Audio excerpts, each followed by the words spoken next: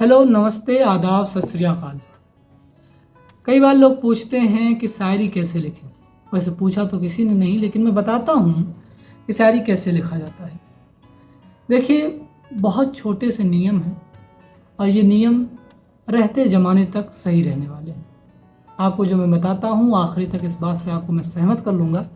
तो सबसे पहले जब आप लिखने की तरफ चलते हैं तो ये भूल जाइए कि आपको लिखना है।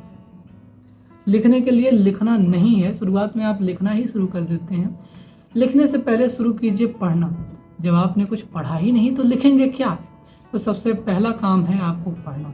जरा सोचिए, लिखने से पहले आप ये सोचिए कि आपने कितना पढ़ा है। कम से कम 10 किताबें तो पढ़ लीजिए, कम से कम 20 शायर को तो जानिए। इसके बाद जाकर आप लिखना शुरू कीजिए।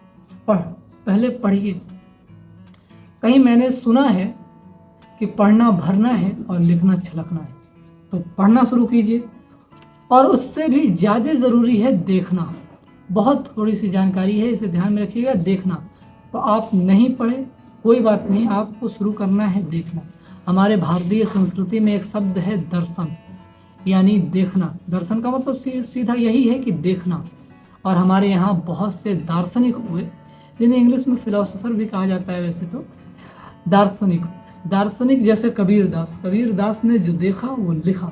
अब देखना कैसे है? जब आपको लिखना है तो देखने का एक तरीका है जो मैं समझता हूँ कि सही है और आपको बताता हूँ। बिल्कुल दुनिया को ऐसे देखिए जैसे किसी अंधे को अभी अभी आंखें मिली हो। जैसे किसी अंधे को आंखें मिल गई हो। दुनिया को वैसे मत देखिए जैसे लोग देखकर चले गए हैं, या दूसरों के नज़रिए से मत देखिए। अपना एक नज़रिया रखिए।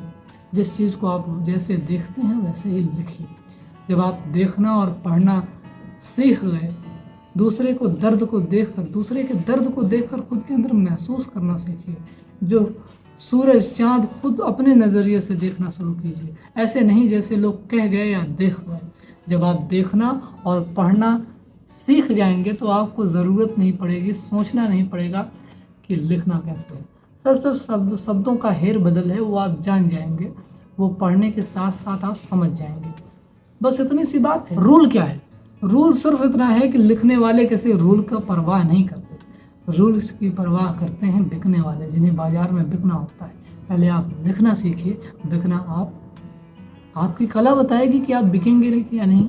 कबीरदास ने किसी बॉलीवुड की मूवी में कोई गाना नहीं लिखा है और ना ही कोई कॉन्सर्ट किया, फिर भी कबीरदास के भजन आज दुनिया में हमारे यहाँ बहुत ज़्यादा सुने जाते हैं। आप जानते हैं कबीरदास का कोई तोड़ नहीं है।